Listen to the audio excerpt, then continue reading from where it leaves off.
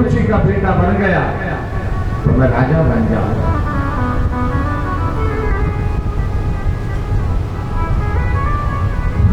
सुनीति ने कहा बात तो अच्छी है, पर आधी बात सही है, आधी बात गलत है। नान्यम ततः पद्म पलाश लोचना दुखम छिदम ते मृगयामि कांचन यो मृग्यते हस्तगृहीत पद्मया श्रियैतरैरंग विमध्यमाने। सुनीति ने कहा बेटा, जो परमात्मा की तपस्या करता है, ऐसे भक्त के घर का पता लक्ष्मी ढूंढती फिरती है कि वो रहता कहाँ है। जिस पर भगवान की कृपा होती है, लक्ष्मी उसकी दासी बन जाती है। और अगर भगवान ही प्रसन्न हो गए तो सुरुचि के गर्भ में जाने की जरूरत ही नहीं है। महाराज उत्तानपाद का राज तो बहुत छोटा है, तो लोकी का राज तेरी गोदी में आ जाएगा। अगर भगवान ही प्रसन्न हो जाएंगे तो क्या करें। और उसी समय ध्रुव ने मां के चरणों पर हाथ रख के कहा, मैं तपस्या करने के लिए जा रहा हूं। बहुत रोका मां ने, पर नहीं रुका और ध्रुव जी महाराज चले गए। भगवान ने नारद जी को भेजा, मेरे भक्त को रास्ता दिखाओ, क्योंकि ध्रुव एक जन्म का भगवान का भक्त नहीं है। एक जन्म के प्रयास से भक्त को भगवान कैसे मिले? एक जन्म का प्रयास नहीं है, जन्म जन्मांतर का प्रयास है। पुराणों में कथा आई है कि हड्डियों का ढेर देख करके देवताओं ने भगवान से पूछा कि यह हड्डियों का पहाड़ कैसे लगा रखा है, इसकी सुरक्षा को कर रखी है। तो भगवान ने कहा कि ध्रुव ने कई बार भजन कर करके अपने शरीर को छोड़ा, वो मेरा भक्त है, मैंने उसकी हड्डियां संभाल के रख रखी। उस योगी का ध्यान एक बार एक राजकुमार को देख करके और राजकुमार बनने की इच्छा को लेकर के चला गया और अगले जन्म में उसे राजकुमार बनना पड़ा, इसलिए वो राज परिवार में आ गया। नारद जी महाराज ने कहा, तेरा कोई गुरु है? बोला नहीं। तुझे कोई मंत्र आता है? नहीं आता। तेरा कोई इष्ट है? बोला इष्ट भी नहीं है। तो किसका भजन करेगा जब गुरु नहीं, मंत्र नहीं, इष्ट नहीं? गुरु एक होता है, इष्ट एक होता है, मंत्र एक होता है, माला एक होती है और आसन एक होता है। एक ही आसन पर बैठ करके भजन करना, यहाँ दूसरा कल दूसरा, ऐसा नहीं।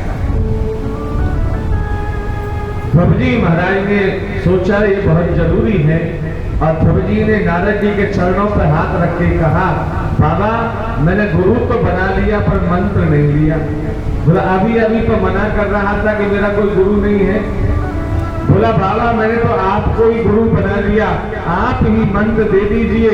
और ध्रुव जी महाराज के माथे पर हाथ रख के नारद जी महाराज ने द्वादशाक्षरी मंत्र दिया, ओम नमो भगवते वासुदेवा।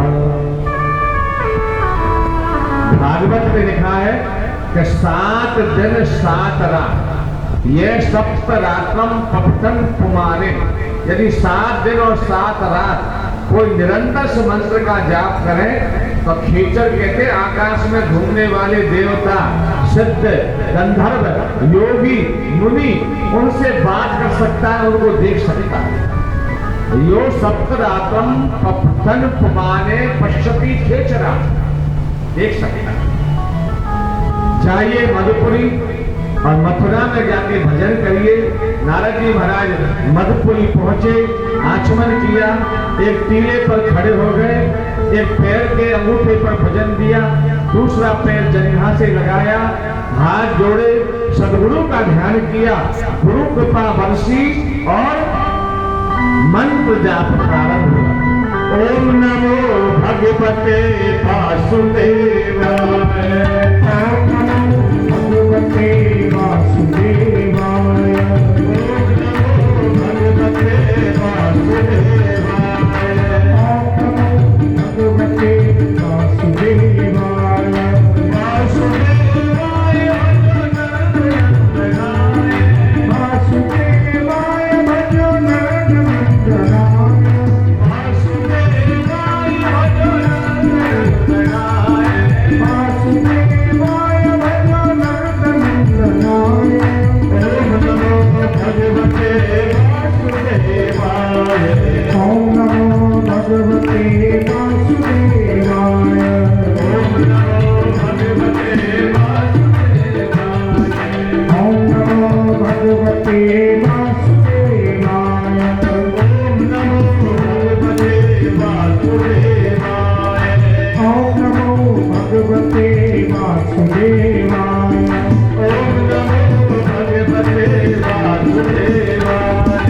ओम नमो भगवते वासुदेवाय।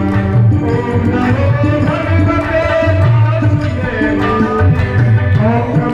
भगवते वासुदेवाय। ओम नमो भगवते वासुदेवाय। ओम नमो भगवते वासुदेवाय।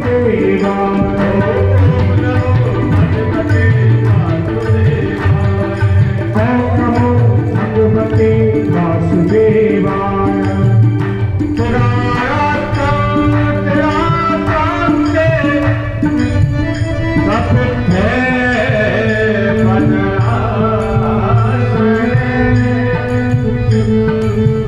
तीन दिन और 3 रात इस मंत्र का जप किया और 3 दिन बाद अपने स्थान से चले और एक वेद का फल खाया, जमुना जल में आचमन किया, अपने स्थान पर खड़े हो गए। 3 दिन 3 रात कुछ नहीं खाया। 1 महीने ऐसे भजन किया और दूसरा महीना लगा 6 दिन और 6 रात भजन किया। सूखे पत्ते बीन के खाए, जमुना जी में आचमन किया, खड़े हो गए। 6 दिन तक कुछ नहीं खाते पीते। तीसरा महीना लगा। सुखदेव जी महाराज कहते हैं 9 दिन और 9 रात भजन किया और 9 दिन बाद अपने स्थान से चले। 9 दिन बाद अपने स्थान से चले। इस बार जमुना जी में आचमन किया और जाके खड़े हो गए। चौथा महीना लगा, 12 दिन और 12 रात भजन किया और 12 दिन बाद 12 दिन बाद अपने स्थान से चले। इस बार ना वेद खाया, ना सूखे पत्ते खाए, ना जमुना जल पिया और एक बार श्वास लिया। 12 दिन तक श्वास ही नहीं। 5वां महीना लगा। सुखदेव जी महाराज कहते हैं जितना श्वास है नपात बजे, राजा के बेटे ने श्वासों पर काबू पाया, श्वास लेना ही बंद कर दिया। जब भगवान को पता चला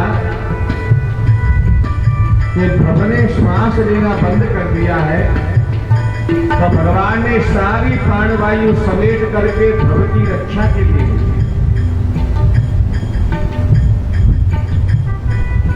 देवताओं ने कहा महाराज ये प्राणवायु कहां जा रही है? बोला मेरा एक भक्त है जो भजन कर रहा है, मैंने उसकी रक्षा करने के लिए प्राणवायु को नियुक्त कर दिया।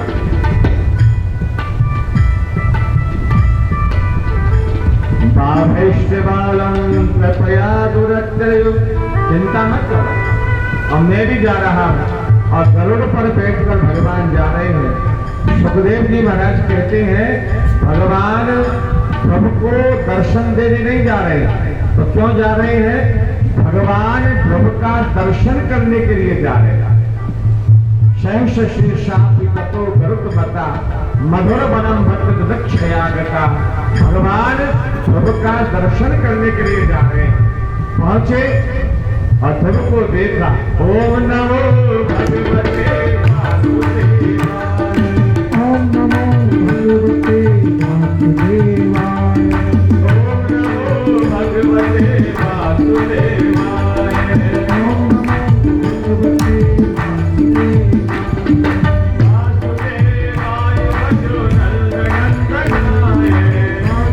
वासुदेवाय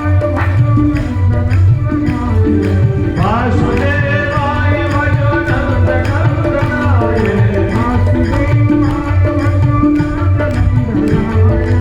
ओम नमो भगवते वासुदेवाय।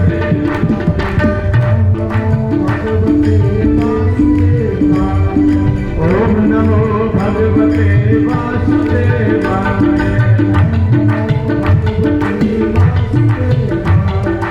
ओम नमो भगवते वासुदेवाय।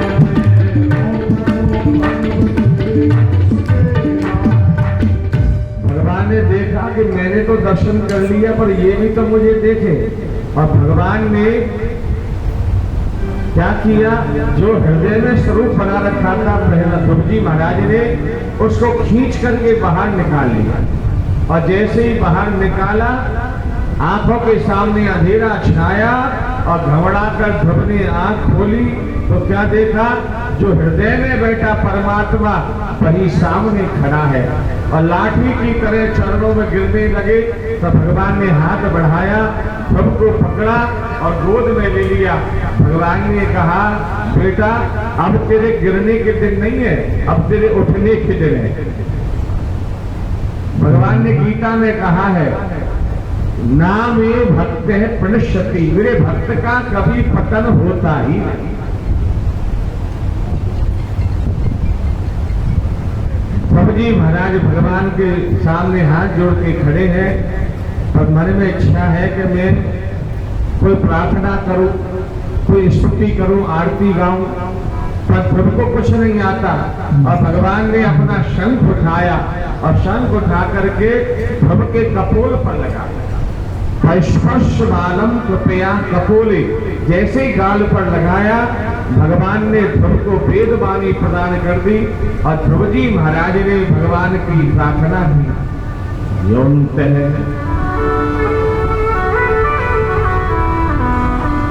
योऽन्तः प्रविश्य मम वाच मिमां प्रसक्ता संजीवयत्यखिल शक्ति धरः स्वधाम्ना अन्यास्तहस्तचरण श्रवणात्मगादि प्राणान्नमो भगवते पुरुषाय तुभ्यं। जिसने मेरे अंदर सोई हुई वाणी को जगा दी। महाराज मैं घर से चला था तो मैं सोच रहा था कि मेरे जैसे बच्चे की गिनती आपके यहाँ क्या होगी, पर आपने कृपा करके ये सत्य कर दिया कि आप सबके ऊपर बराबर कृपा करते हैं। भगवान ने कहा, बेटा क्या चाहते हो मांगो। बड़ा पहले इच्छा थी कि कुछ मांगो, पर आपका दर्शन करने के बाद इच्छा ही खत्म हो गई। भगवान ने कहा, तेरी इच्छा तो नहीं है पर मैं तुझे दे करके जाऊंगा। तूने कितने महीने भजन किया? बोला 6। वो 6 को 6 से गुणा करो, कितना होता है? बोला 36। मैं तुझे 36,000 वर्ष का निष्कंटक राज्य प्रदान करता। ध्रुव मांगता 1000, 2000, 5000, पर जब 1000 हाथ वाला देता है तो 2 हाथ वाला ले ही नहीं सकता। संपत्ति गलियों में घूमती फिरती है तो पता ही नहीं चलता। जब 1000 हाथ वाला कृपा करेगा, 2 हाथ वाला क्या संभालेगा? 36,000 वर्ष का निष्कंटक राज्य दिया। भगवान ने कहा मैं जाऊं? बोला जैसी आपकी इच्छा, पधारो। जब भगवान गरुड़ पर बैठकर जाने लगे तो ध्रुव को कुछ याद आया। ध्रुव ने कहा जरा ठहरो। तो क्या बात है? नीचे किया भगवान ने गरुड़। क्या लगता है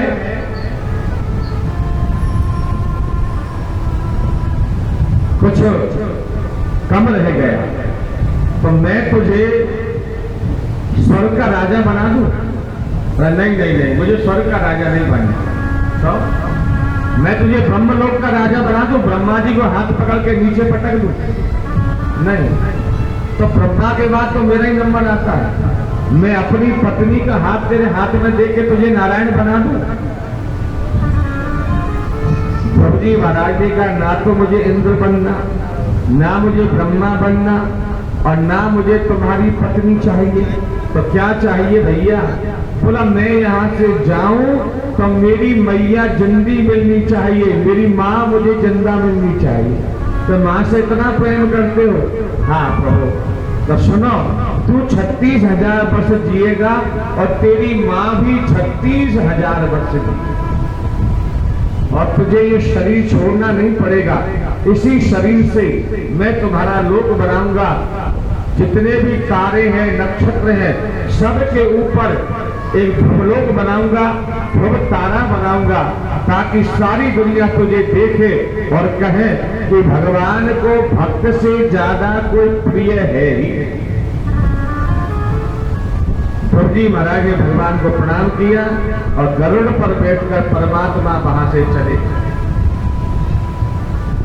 इधर नारद जी ने जाकर सूचना दी कि तेरे बेटे ने भगवान का दर्शन कर लिया है उत्तानपाद, और उत्तानपाद चतुरंगनी सेना लेकर के ध्रुव को लेने के लिए जा रहा है। अब आप सोचिए कि 6 महीने पहले जिस आदमी ने गोद में नहीं बिठाया, वो 6 महीने बाद ध्रुव को लेने जा रहा है। कैसे? जैसे एक राजा दूसरे राजा को लेने जाता है। तो 6 महीने में क्या अंतर आया? 6 महीने में एक ही अंतर आया कि 6 महीने पहले ध्रुव के ऊपर परमात्मा की कृपा नहीं थी। जिस पर परमात्मा कृपा करते हैं सारी दुनिया कृपा करती है, और जिन पर परमात्मा कृपा नहीं करते उन पर कोई कृपा नहीं। अरे जा पर कृपा राम की हो, जा पर कृपा राम की हो, जा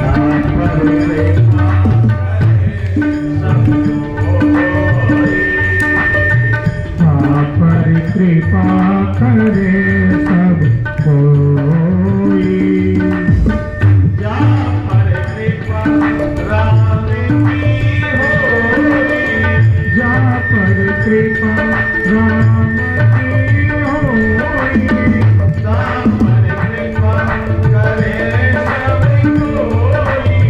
जा पर कृपा करे सब कोई, जा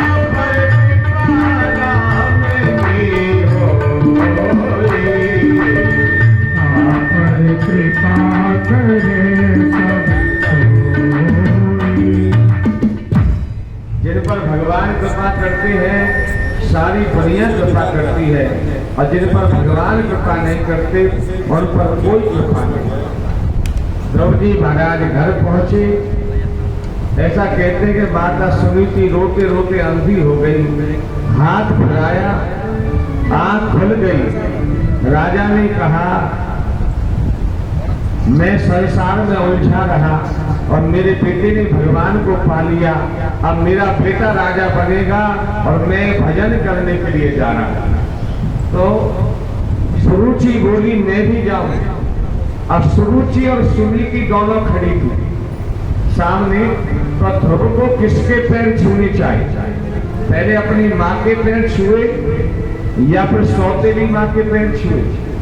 तो भागवत में लिखा है कि ध्रुव जी महाराज ने सबसे पहले सौतेली माँ के चरण छुए। तो सुरुचि पीछे हट गई, बेटा ये क्या कर रहा है? तो ध्रुव ने कहा मैया अगर तू ताना नहीं मारती तो मैं भजन करने नहीं जाता, और भजन करने नहीं जाता तो भगवान नहीं मिलते। जब भगवान श्री राम 14 वर्ष का वनवास भोग करके अयोध्या आए तो राम जी के सामने तीनों माता खड़ी थी, पर राम जी ने सबसे पहले कैकेयी के चरणों में प्रणाम। आज तो कथा को नाश कर दी तुम्हारी माई।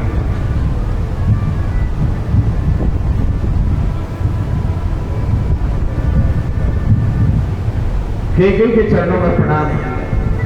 प्रथम राम भेटी कैकेयी।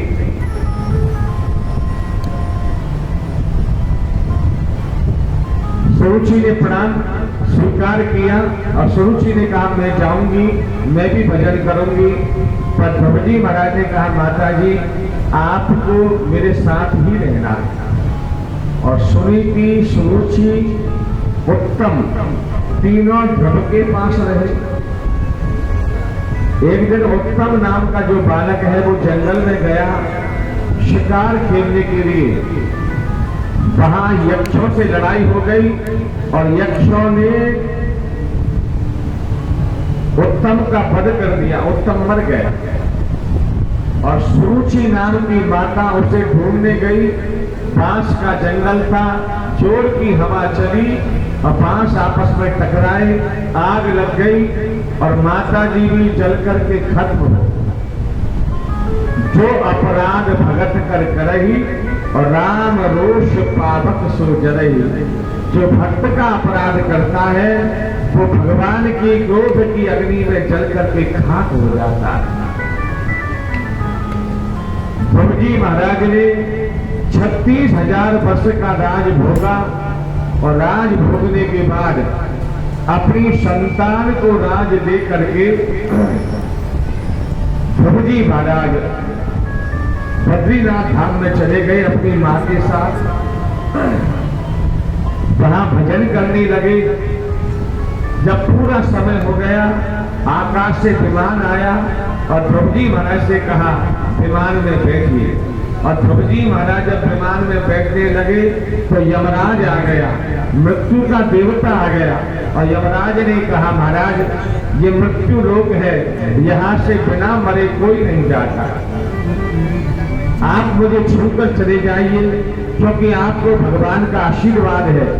तो ध्रुव जी महाराज ने कहा विमान जरा ऊंचा है, आप नीचे बैठ जाइए। तो यमराज नीचे बैठा और यमराज के माथे पर पैर रख के ध्रुव जी महाराज विमान में चढ़ गए। मृत्युर मूर्धनि पदम दत्वा आरुरोहात अद्भुतम गृहम। एक भक्त ऐसा हुआ जो मौत के माथे पर कदम रख करके और विमान में बैठा। विमान चलने लगा तो ध्रुव जी महाराज ने कहा मेरी माँ कहाँ है, तो पर्दा हटाओ। और जैसे ही पर्दा हटाया तो क्या देखा, सुनीति दूसरे विमान में आगे आगे जा रही है, पीछे पीछे ध्रुव जी महाराज का विमान जा रहा है और गहरे नक्षत्र तारे सबके ऊपर एक लोक बनाया, ध्रुव लोक, ध्रुव तारा बनाया ताकि सारी दुनिया ध्रुव को देखे और कहे कि भगवान को भक्त से ज्यादा कोई प्रिय है ही नहीं। जब शादी होती है ना, शादी फेरे डलते हैं तो पंडित जी ध्रुव जी का दर्शन करवाते हैं। पंडित जी ध्रुव जी महाराज का दर्शन करवाते हैं।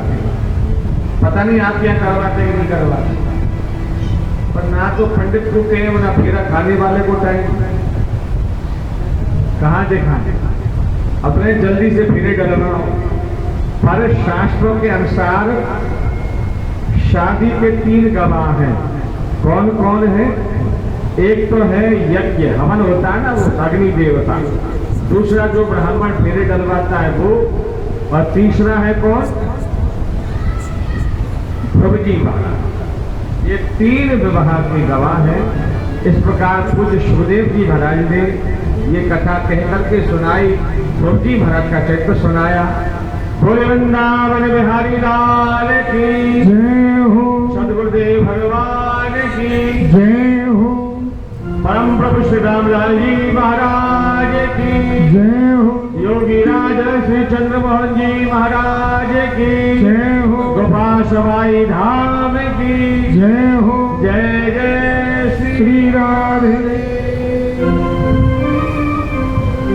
आज बिल्कुल मन नहीं लगा क्योंकि माइक सेट हुआ ही नहीं। आज स्टार्ट एक भजन, हो मेरे सिर पर रख बनवारी, अरे मेरे सिर पर रख बनवारी, अपने दोनों ये हाथ, अरे देना हो तो जन्म जन्म का साथ, देना हो तो दीजिए जन्म जन्म का साथ।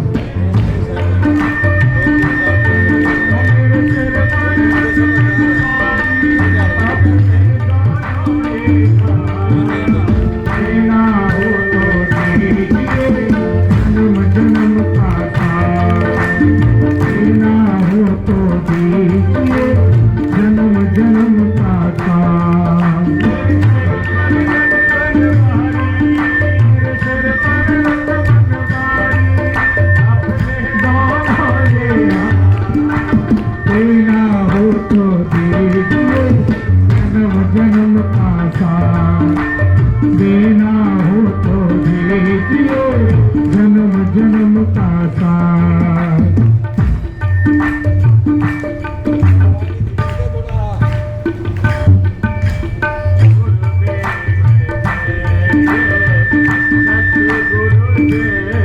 हरि गुरुदेव जय जय, सतगुरु जय जय।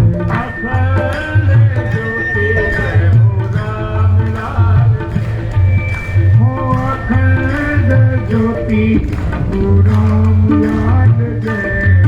हो गुरुदेव